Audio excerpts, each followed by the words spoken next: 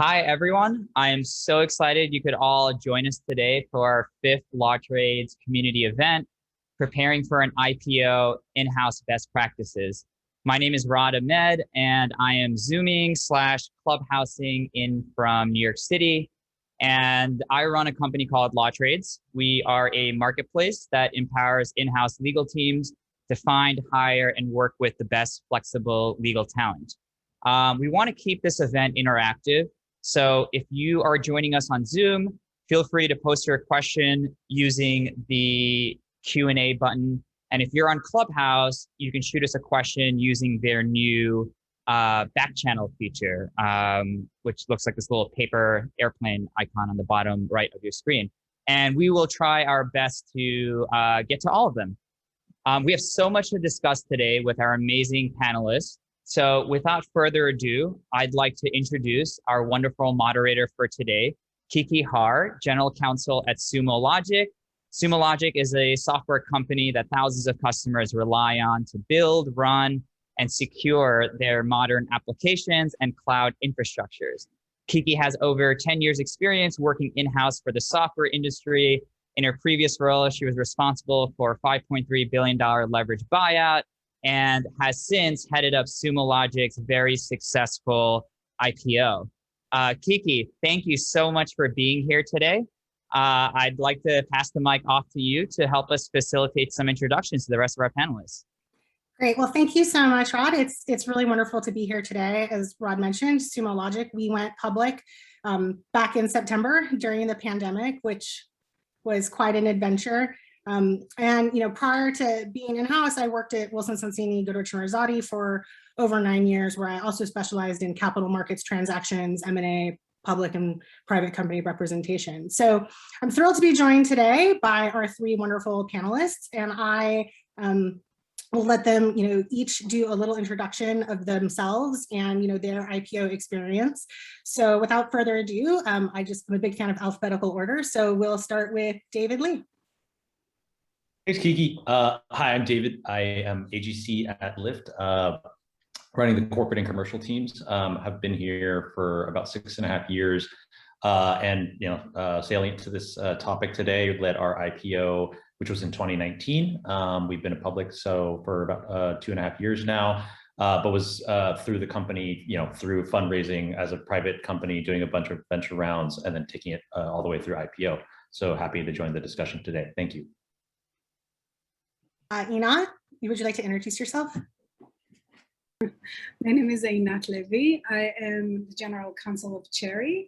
Prior to my current role, I was at Vimeo, was just spun off from IAC late in May. And prior to that, I was part of the Scanning or before White & Case capital markets teams, and took companies public or represented the underwriters in those transactions. I'm super happy to be here. Thanks. And Evan, your turn. Yeah, hi, my name's Evan Ferl. So currently I'm the general counsel at Poshmark. Much like Kiki, I joined Poshmark during the pandemic. Actually just recently met the CFO and CEO in person. So did all my interviews and actually hired my team, having never met anybody in person. So it's a pretty wild experience. And obviously Poshmark just IPO'd here back earlier this year. Prior to Poshmark, I worked at another marketplace company called Hired, which was an employment marketplace. I was their first attorney, ended up running their legal and operations team, and saw them through D and E and subsequent funding rounds. Before that, worked at VMware, mainly in their commercial and enterprise teams, then worked as of counsel to a law firm doing basically outsourced general counsel work. Prior to that, worked as corporate counsel to a mid-sized company called SumTotal Systems right after they were purchased by a PE firm. So really been in and around technology companies pretty much my entire time practicing. Great. So I think, our hope here today is to kind of give everyone that's joined us, maybe some practical tips, some, hot advice. I think we're going to try to talk a little bit about, the tactics of preparing for an IPO, maybe how you manage some of the changes that, happen when you are going through that transformation from a private company to a public company, and hopefully getting to share some lessons that we've learned along the way. So I think I'll start with Einat and maybe just kind of get your take on, how far in advance do you begin preparing? Where have your journeys led you in the past, or what would you recommend to folks when they're thinking about this type of event? I would say that the earlier the better. I think Vimeo had the benefit of the doubt of being going through the traditional route, not as an IPO because it was a spin-off, but the traditional route in a sense that it was part of public filings of its parent company. And as such, it was in the beginning part of a segment of the public, the parent public filing, then a separate segment. So you have gone through all the processes, preparing of the disclosure, the financials, reporting to the parent company, and then spun off. So in a way, it is somehow traditional and allows you to create some processes and procedures in connection with internal controls, filings, preparation of disclosure, KPIs. So it's a mini preparation, but still doesn't feel like, that the last 6 months are super intense. And even though you thought you were ready, it just feels like a lot is showing up on your plate. So I would say if you can do a year before as the starting point, that will be ideal. I think it was also ideal when I was working at Skadden to work with companies who started like that ahead of time. The process then, because of the different items that you need to prepare, was much smoother if the company is ready.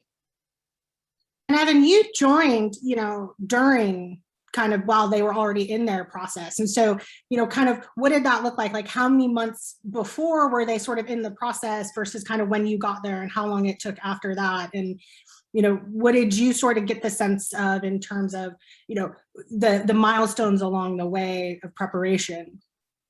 Yeah, it's a good question. And, I think I'll echo what Einat said as well, is that, although I joined right in the middle of the process, I think one of the things the companies and us as, leaders within the companies can really do is can really get our leadership team to start acting as if they're already a public company. And there are certain things that you can do. And I think that one of the things that I really noticed is that with a lot of technology companies, they love feeling like they're still a startup. I think that's it's a really important part of the culture of the startup, but we can separate that from the policy and procedure aspect of it and really start, I think, beefing up some of your public company preparedness long in advance of when you ever even think that you're going to file your S1, right? So I think that it can start out with building the appropriate management team, I think, is a big one, right? So making sure that you have a GC in place, right? So prior to me joining, Poshmark had been without a GC for a while. I would have recommended them hiring me earlier, but that's okay, as I'm sure we all would have, right? But I think having a good controller, CFO, and then making sure that your finance and accounting teams are built out. But I think one of the things that we miss is that we miss the holistic view, which is marketing, comms, some of the PR, some of the IR work that needs to be done as well, where luckily Poshmark had a lot of those pieces in place when I joined. I would say I was probably actually the last piece of the puzzle that came on board.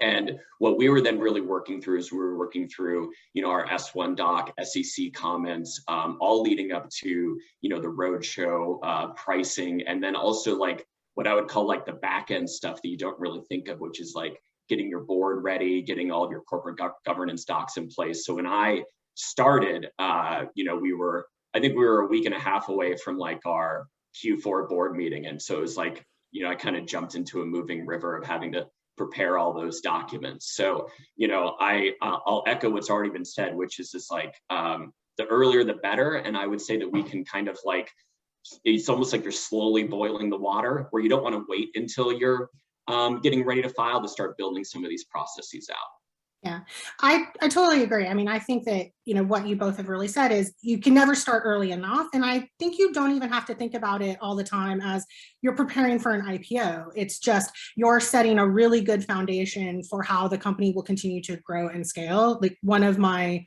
huge mantras in life is reactive solutions don't scale, only proactive solutions do. And so I think, depending on whatever stage you get to at your company, when you become the GC there, it's always good to sort of take an assessment and see what are those building blocks, what are those foundational, kind of pathways or things that we need to put in place that will help, not just for an IPO, but for, the next financing or, the next, maybe a big M&A deal or something like that. And, everybody always, and those things matter too. And the things that you do in that process will help you with your IPO.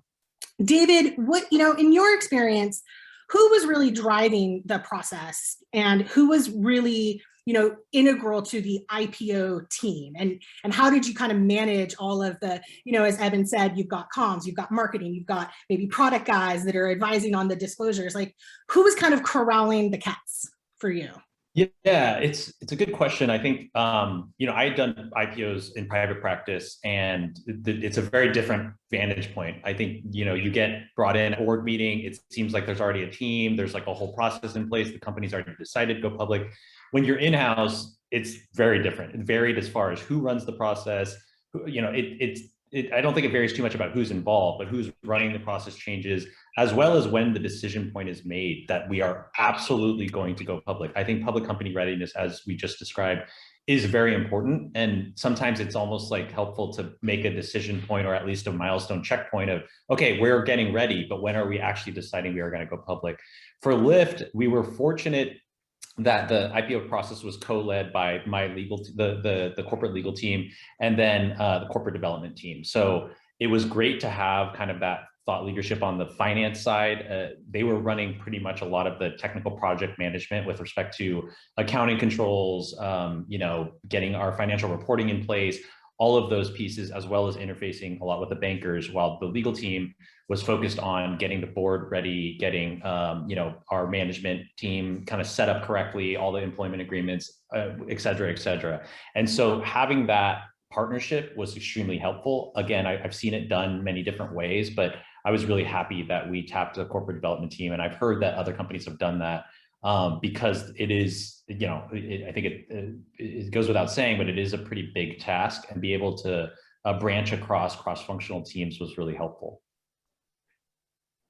And if I can just kind of add on to one of the things that David noted is, one of the things that I found super important, and I'll make a plug for the legal operations team here, is that like getting having somebody like truly project manage and push people, I think is and push is maybe the wrong word. I think is really important, because like a lot of us are in the weeds doing, SEC comment review, or we're doing roadshow prep, or we're doing, the accounting team is working on, audited financials and things like that too, right? And then you almost need somebody to be able to corral everyone together, align on, what the next steps are, and then push everybody back out to really act on things. So I think, one of the really important things is like, and it's really hard for me to do, is like, because I want to be like, I almost want to be the project manager and the one doing, so it's hard for me to like separate myself from those things. But like, I would very much recommend, it doesn't have to be it doesn't have to be somebody in the legal team, but I think that helps, is like having somebody that's almost disconnected from the work, the substance, and instead is actually knows where the goal line is. Because a lot of times if you're in the work, you forget where that is, and vice versa, right? So I think having that like really powerful lead that is identified within the company, and that's outside of, I think, like the CFO or the GC or the CEO, whoever it may be, to really drive the process can be meaningful as well. Yeah, and I think, sorry, I was just going to say one quick thing, just to jump on what Evan said, is I think what you realize quickly, if you are in the weeds, that there's only a very few select group of people in the company whose day-to-day job is to do the IPO. Everyone else that you interface with, whether that's employment, marketing, they will have a role, but they also have major, deliverables of their own on a day-to-day basis. And so you are asking, I mean, it's not a favor per se, but it is a favor in that they don't this is not their bread and butter. And so having someone that both has that kind of driving mentality, but also is a good relationship builder, because you will strain some of those relationships as things get more and more intense, I think is a good mindset to at least, it was revealed to me as the process went on about how much you needed to tap other teams and help get their resources, even when resources are stretched thin. Yeah. Agreed. Einat, what advice would you give people for, what worked best for you to kind of stay organized and on top of all of the work streams? Yeah, I think that if you remember, Kiki, from the private practice life, there was really great checklists. And I remember with different clients, I had to update those checklists on a weekly basis to make sure that the GC on the other side will know what to do and what I'm expecting them to provide the following week. So in a way, use your outside counsel to your advantage as much as possible. There could be someone who's just there dedicated to help you be organized and stay aligned and help you monitor the next step, in order to avoid having overwhelming feeling of oh my God, there's so many workflows. And I think that's one way to address it. I think also law firms provide, prior to the start of the process, I remember preparing many times those big booklets of what do you need to think of when you become public, and thinking, oh, that's probably a boilerplate, they don't read it.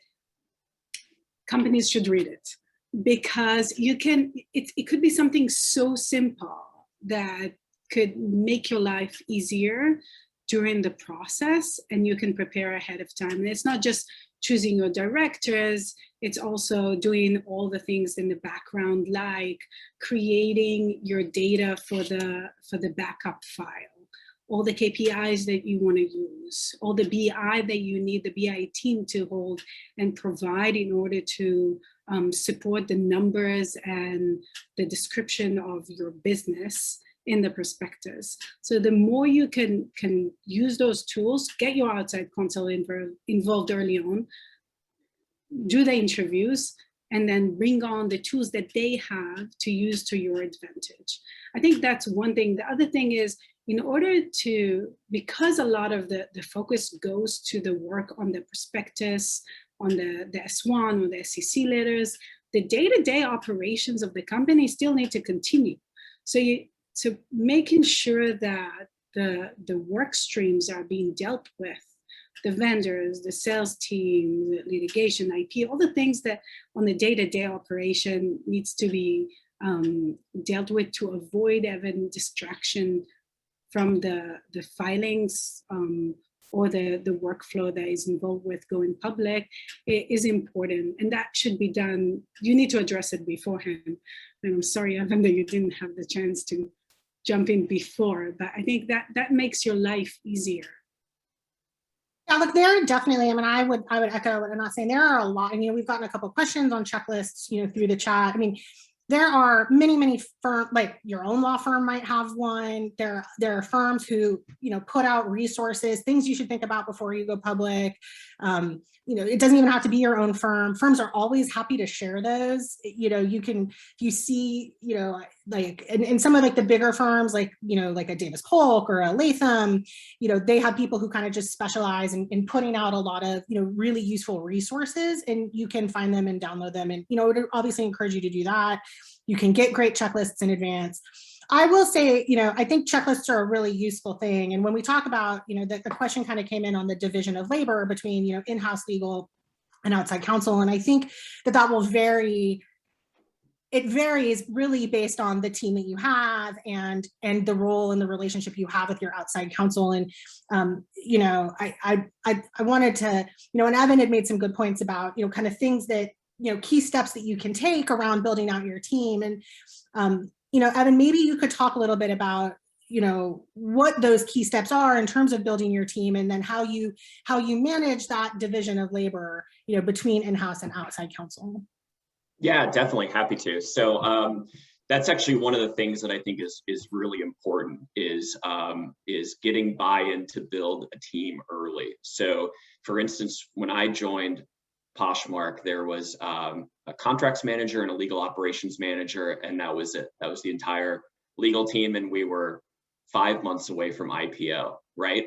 And both of them stellar individuals, by the way, but like working insane hours and still not having a chance to, Einat's point, still having a company to run. You focus so much on the IPO and you forget, oh man, there's a business behind this that like still needs to happen, and all the things that I was normally doing need to happen as well. So one of the things that I would really encourage in-house GCs and legal leaders to do is to not forget to hire, and hire for the IPO and beyond. So for instance, like, and I'm guilty of this. I waited until after the IPO to hire a securities counsel and an equity manager. And it's like, boy, what a stupid decision that was, because it was like my entire November and December were just like, working every day, basically doing the job of 2 or 3 attorneys and legal professionals, if not more, and just sitting there and say like, man, why is this so much work? What am I doing wrong? And it's like, oh, I should probably hire people to help me do this, So like, I think that like we get so tunnel visioned on the IPO. Sometimes we need to kind of like take a step back and say like, okay, like, is this the right amount of work I'm supposed to be doing, or do I just not have the right team built out? And like, I kind of go back to what I said at the beginning of the call. It's like, yeah, I'm telling all the other teams in the company that they need to have the right leaders in place, but I haven't done that, right? So it's like, okay, now I need to go get to work and do that. So I think that making sure you think about not just what you need to get through the IPO, but what you need in order to act as a public company afterwards is very important, because you don't want to kind of ramp up to the IPO and then have to continue to ramp up into your first, SEC reporting, into your, when your lockup releases, probably transitioning into a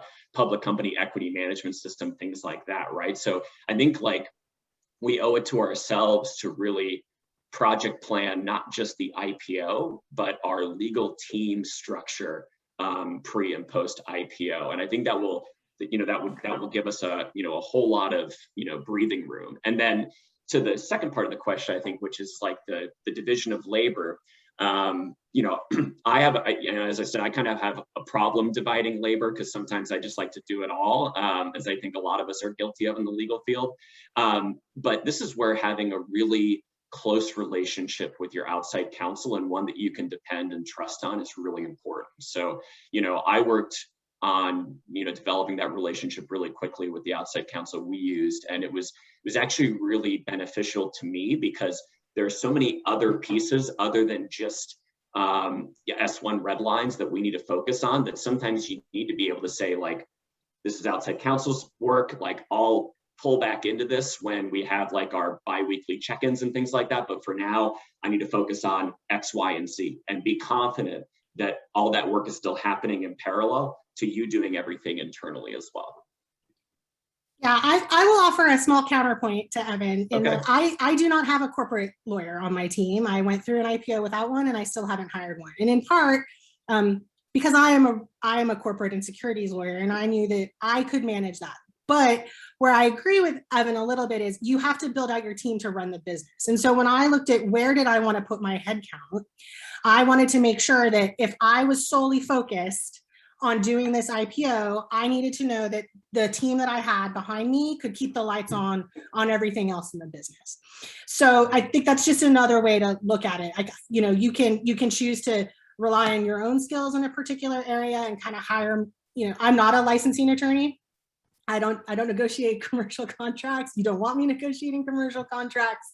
So it was important for me to have a really strong commercial team and commercial leader that could manage that, for our company while I was, focused on the IPO. But I totally agree that you got to start thinking about how you build out post IPO. And the other thing I like to say to people is the IPO everybody fixates. And I think a lot of times, when you are maybe you're an AGC or you're trying to kind of break into your first GC role and people were like, well, you don't have IPO experience, quite yet, or you don't have in-house IPO experience. You only have law firm IPO experience. It's like, look, the IPO is the one time when you are surrounded by people who will help you. You have company counsel, you have underwriters, you have underwriter counsel. It's now very vogue that your investors may even bring their own counsel to the table.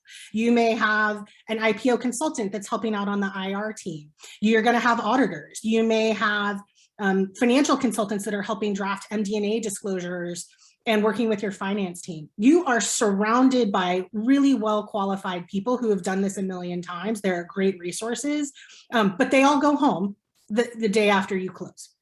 And so, you have to, and that's, to me, it's always like, I have to be able to manage this when everybody else goes home. And so I really concur with that point, Evan, that you've got to think beyond just the IPO. If you focus on the IPO, you're going to miss the larger picture. And I would say, again, because I don't have a corporate securities attorney, and I have an incredibly close relationship with our outside corporate counsel, and we use the same guy as David, they've used at Lyft. So they're amazing. We love them. But, so for me, I did rely on them. And at the time, I also didn't have a paralegal in-house, or anybody doing legal operations. So I really had to rely on my outside counsel to project manage the administrative legal aspects, working with, getting the D&O questionnaires out and complete and filled in and getting them back and mailing all of this stuff. And I think, the division of labor is what you ask it to be.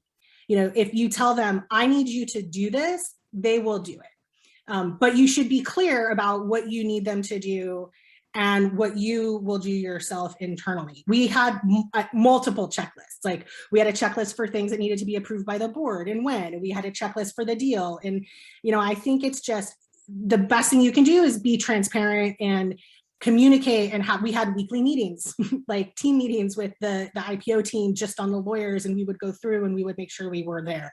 So it really is up to you how much you want them involved. And if you're lucky enough to have a big team of in-house, lawyers that can take some of that work on, then that's great. If you don't, then they'll be there for you. So, kind of switching. Oh, go ahead, David. One thing I just want to just jump that I think, Kiki, I think you identified that is worth at least underscoring is, I think a lot of people that haven't gone through the process look at it as this gargantuan thing. It's scary, it's complex, it is what it is. And all of those things are true. I also think it is also something to remember when you're going through the process, or even after you realize it. IPOs are tried and true. Everyone knows how to do one, or you can learn very quickly because they've been done time and time again.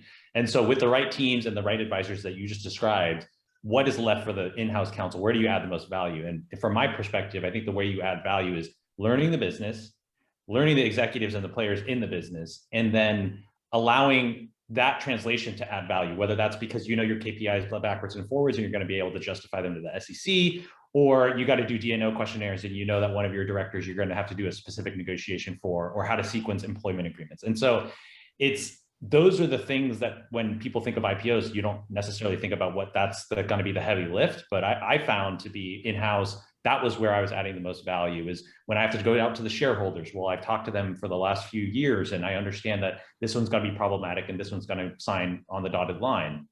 And so I think it's almost in some ways taking down the fear level a bit, because the process is well taken care of. Hopefully you have the resources to get the right advisors, but if you do, then it's really the kind of almost soft skill things, whether those are judgment calls or the like, and or knowing the business really well, that allow you to basically add the most value possible to what is a process that does have parameters, guidelines, checklists, calendars. Those things exist and you can follow them. And as long as the market allows, you should have a successful IPO. Well, I think that's actually a great segue into the question that I was going to put to you about, the attributes and the skills and the knowledge that a GC can bring to the IPO. And maybe you can kind of expand upon some of the soft skills that you were just talking about in terms of, what were some of those struggles that you experienced in going public, and how did you kind of use that tool set that you had to navigate those? Yeah, I mean, I think it always helps to have as many relationships as possible with the senior leadership. And you maybe, you have the luxury of having been there for a while where you've built those, or you don't have that luxury like Evan and you're building them as fast as possible. But in either case, it is going to be about establishing the value that you bring, building trust as fast as possible. I think, hiccups that could exist are, let's say the CFO believes that this is the right KPI, this is the metrics that the business should be judged on. And you get either comments or your outside counsel says that's not going to fly because that's very different from what the market would present. Now you have to have a very difficult conversation with that person, right? And it might actually ripple through, and now your revenue reporting is going to be a little bit different, and the way that you position the company is going to be different. And so those skills, again, are not necessarily technical. They may be rooted in some technical rule or here or there, but at the end of the day, it's going to be about the presence that you have, the visibility that you can kind of build, and the trust that you can build and rely on to be able to deliver sometimes bad news, or maybe it's, the calendar, you're not going to hit the calendar because of whatever, it's not going to go out in Q1, it's going to go into Q2 because of whatever external reasons. I think one difficulty that we had that took some getting used to and some kind of quick thinking in the last minute is the federal government happened to shut down right in the middle of our IPO, where it was the longest government shutdown in the history of the US government. And the SEC shuts down. You're not going to get comments. And so the calendar can get thrown off pretty wildly there. And when you're we were trying to hit a Q1 launch date, somehow through both, a lot of chutzpah, a lot of good outside counsel work, as well as the team coming together, we were still able to keep our date, even though the government had shut down for 45 days. So, but you're pulling out all the stops, and those relationships become more and more valuable when you see those challenges ahead of you.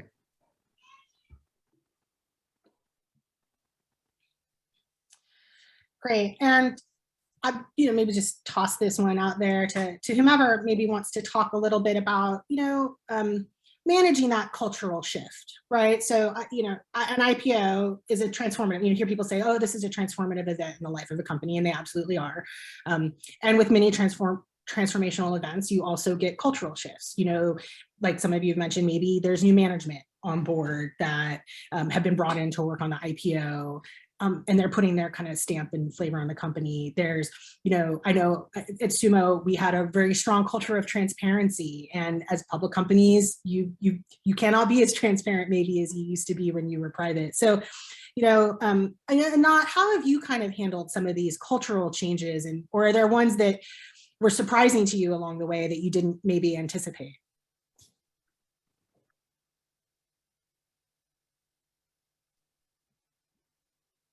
Sorry, I think it for Vimeo, we were pretty big already in that point. So I think it wasn't as much of a cultural shift. I think most focus was on creating communication guidelines and making sure that there's no social tweets, LinkedIn likes, the things that might gag investor interest. So I think not as much as applicable to my scenario.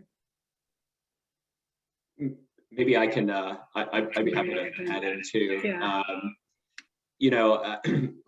Poshmark, maybe wasn't as, kind of formalized, as Einat's experience, right? So, and I think that this goes back to one of the things I was saying earlier, which is a lot of technology companies love this, flying by your seat of the pants kind of culture, right? And whenever somebody sees a GC or a compliance offer or something standing up in front of the company and saying, well, and now here's our new code of conduct and here are all of our new policies and all this stuff, people say oh my, we're losing our culture.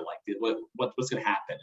And I think that what we can do as GCs and as leaders in our companies is really separate the idea behind standardizing process and procedure because it needs to be done as a public company, and the actual culture behind a company, because I think we tie those two things together a little too often. And really you can still have an exciting, innovative culture where people are designing and inventing and enjoying their everyday life. And most of these SOX controls, the majority of the company, they don't see it, right? And they're not seeing these processes. So yeah, every once in a while you may have to sit through a new training, sign a new document or attestation of some description or another. But I think it's beholden upon us to really make sure that we're still driving that positivity and that culture forward while also being kind of good stewards of the public company. Because we have if we just stand up there and say one thing, which is new process, new procedure, new checklist, things like that, and we're not still saying the good stuff about here's what's not changing about our culture, right? We're still, driven to be innovative. We're still going to share as much as we can to make sure you're informed and empowered, and we're still going to grow you as people. So we can carry both of those torches, I think. And I think in doing that, you get people comfortable with okay, being a public company is not bad. It's good. It's exciting. It can drive more innovation. So I think we have the opportunity to kind of change the narrative on what it means to be a public company in that way.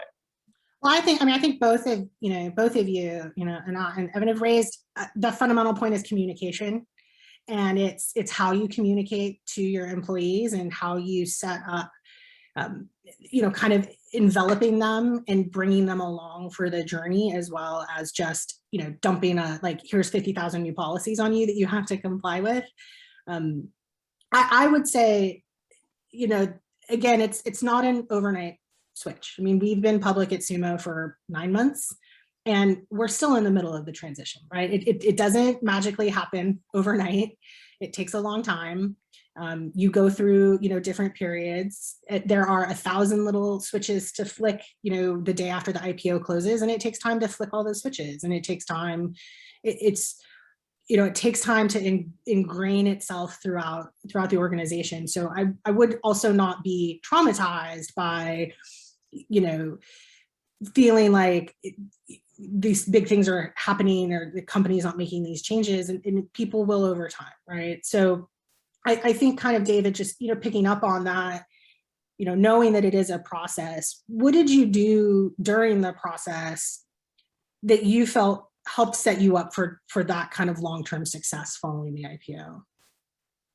Yeah, I think, just to connect it to what we were just talking about as well, I think I frankly, going into it, I dreaded some of the conversations we were going to have with marketing, changing a little bit of how we approach things and the like.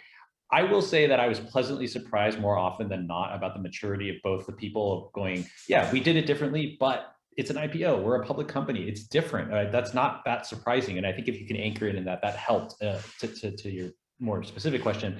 And, the other part is really anchoring it in. This is a major event for the company. It is not just about, the publicly traded company or that your stock is now liquid. It is an entire growth moment for the company. And as a result, there's good things and there are different things. And there maybe some of those things could be looked at negatively. But I think having those conversations early and going all the way down, whether that's executive level and one level below and a level below that, of having those conversations, how the world would change. But in trying to anchor it in, this is as a result of a very positive event for the company, always help those things. And you also realize that a lot of the folks that work there, while maybe when you first joined were more junior, you realize that there's been DNA from other public companies that has entered the system. And so those folks are not surprised that you have an insider trading program right now because they used to work at Apple or Facebook or something like that. So leveraging those was very helpful. I'd say the other piece is just, I think it's the hiring. I think lawyers are super guilty, and myself included, of, do I actually need this person or will they be busy? I can guarantee you the person will always be busy when they start, and they will be surprised. Frankly, every conversation I've had from half the people I've hired, I can't believe you didn't even have this role filled for a while, and it goes on and on and on. And it finally got to a point where it taught me the lesson of stop saying or wondering if someone was going to be busy, and setting myself up, but also prompting other leaders and peers to do the same has helped us get better and better every year. Because, we struggled for a bit of, did we need a junior securities person to help with governance? That person is at full tilt. They're working super hard, and they've built out processes that are invaluable to us to make sure that we are running smoothly as a public company. Yeah, definitely. I think I think the other thing I would just sort of add is don't be afraid to leverage the IPO as a thing to get what you want, right? So it's, oh, well, it's the IPO. So, you know, I need you to kind of, and because I do think that people are excited about this event. It's something that most people in a startup are excited and are working towards. And that's why, you know, that's this hope that they've had for where the company would go. But I think both from a sense of, you know, finding budget to hire, to have conversations with, you know, the management team about why you need these people, to tie it to, you know, look, it's not just the IPO process itself, but then it's afterwards, kind of picking up some of those threads that, you know, Evan has mentioned before. It's things like getting your, you know, getting what you need in place. And I would also kind of echo, it's not just people, maybe it's systems, right? Like it's, you know, do you have a legal entity management system? Do you have a board portal? Do you have, you know, do you have export compliance software in place? You know, maybe look outside of just legal and think about, you know, what is it that is going to make our lives better? Because, you know, I will deny every having said this, but I will tell you that there is oftentimes funding to be found in the context of the IPO, or there's ways to sort of point out to your board the importance of, you know, we're trying to minimize our risk here. We're trying to make sure that we are putting our best foot forward when we are a public company. And it's going to be baby steps. We're going to walk before we run. But here are things that, you know, I think are really important for us as a company to have resolved before we go out there. And I think that that can be a really compelling conversation when you're looking at compliance risks, when you're looking at, you know, your business and what are the, you know, you can read your own risk factors and sort of say, how can I make these things, how can I make some of these things less risky, you know, and then how do I, you know, implement those things on the back end. So I think you do want to take a sort of holistic look at it, but also use the IPO. That's, we're going to move a little bit now into kind of lessons learned. And I think that's the lesson I wish I had learned a little bit, was to kind of leverage more, you know, the IPO is a reason for why I needed to implement some things earlier than I did. And, you know, convincing other people that was the case. You know, Evan or David, anything you wish someone had told you before you started this whole process that, you know, what's the thing you wish someone had said? You know, I think I had a pretty good idea of what it was going to feel like to go through the IPO. I think what I would actually say is that get people that can tell you those things midstream. And, you know, I think we all kind of talk about the importance of outside counsel, but like I would spend, you know, Friday afternoons or Saturday mornings or something with our corporate counsel that had been with the company for a long time, just talking through things I didn't know, I had never experienced before. I wasn't, you know, as in depth with as I should have been. And I think that's the really important thing, is like to make sure that there will always be aspects of any big project like this that we don't have, you know, either full grasp of, control of, or experience with before. And I think, you know, being transparent about those things, like during an IPO, like now is not the time to be, you know, proud or have an ego or think that you can kind of handle things. I think, you know, to Kiki's point, now is that it might have been David's point, I forget who made the point, but now is the time where there are so many people around you to help. Leverage that, you know, talk often, even when there appear to be kind of like standard things that our outside counsel is just like accepting from the SEC or moving quickly past. Still ask questions if you don't really understand why, or you don't understand the history. You know, like now is a good time to learn, to get comfortable. For me, it was an excellent time to learn more about the business because I had just joined, right? So like, you know, I would say like, you know, just take that as an opportunity to really take it all in and to deepen yourself through the process as well as you're moving the business through the IPO too.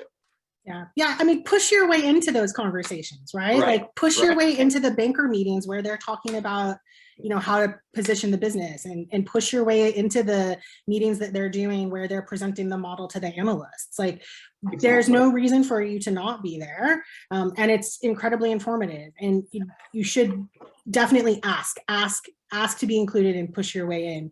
You know, David, what's something you wish someone had told you before you'd started? You know, I think it took me a while to realize this, but I felt like it was either part of it was just being able to look back once it was done, and also part of it was sometimes in the midst of it, stepping away from the day-to-day work and realizing that at any given moment, everybody has a different view as to where you are in the process, how definitive it is that you are having an IPO, and whether that IPO will actually happen. And the way I kind of describe it is that every company, I think, hopefully, as you correctly pointed out, Kiki, should be focused on public company readiness. The moment that actually flips is a very different moment for every single person, whether that's org meeting, whether that's when you sit down with your CFO, whether that's when you're pricing. And so I think for the practitioners, I think there are very specific checkpoints like that. But when you talk to, let's say you sit down, I remember specifically talking to our marketing team, and they're like, oh, well, you know, we'll be public by then. I'm like, well, no, there's nothing guaranteed about this process. It's a market condition thing. It's a pricing thing. It's a demand thing.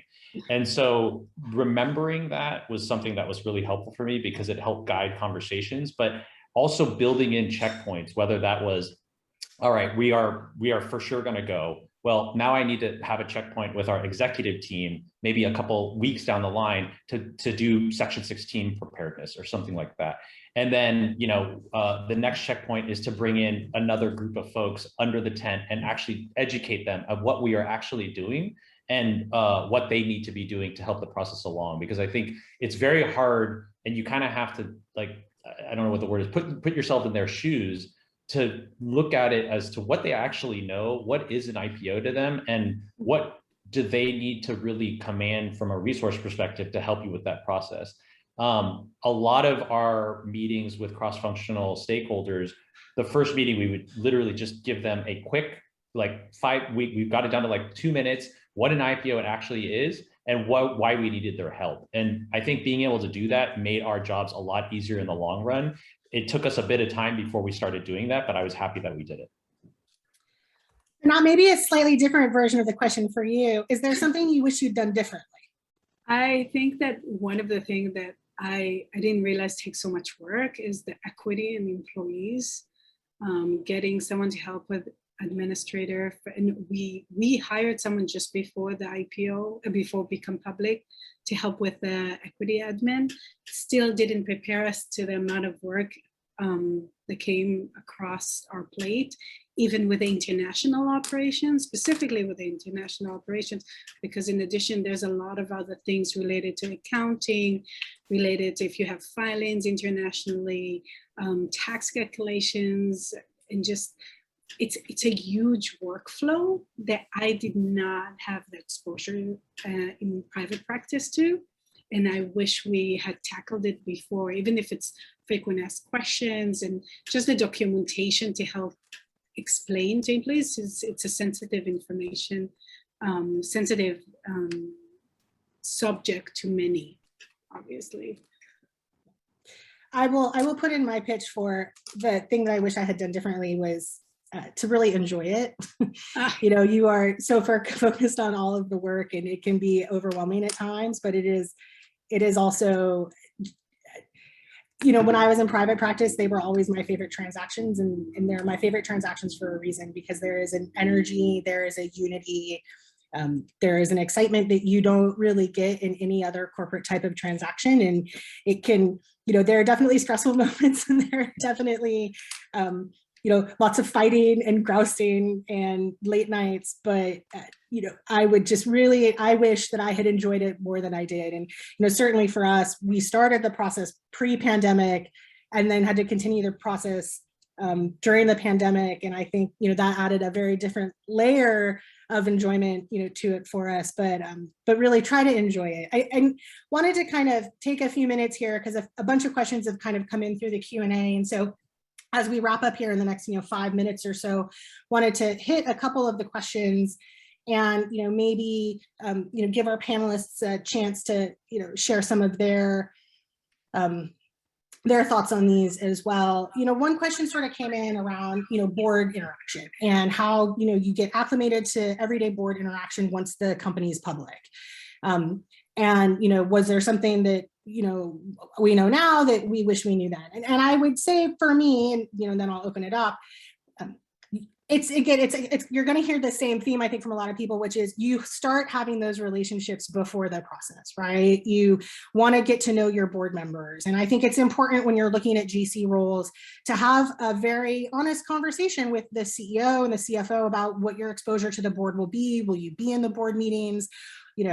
Can you have independent relationships with the board members? I'm pretty fortunate at Sumo that our lead independent director was actually the lead independent director at my prior company. So we had a pre-existing relationship, but I've gone out of my way, to hopefully try to build relationships with the board members and interact with them. And I have a CEO who feels very strongly that that's an integral part of my job, to cultivate those relationships. And I think, you want to start building those relationships, and you want to look at every interaction you have with the board during the IPO as an opportunity to kind of continue those relationships along, to help answer their questions, and then to kind of keep working with them. And I think, and this is another thing where I think you rely on your outside counsel to sort of help you with, good tactics for engaging with them. I like, for instance, always, one of my things is if I'm going to send out something by written consent, I always send out an email prior to the written consent explaining what it is that I'm asking them to approve,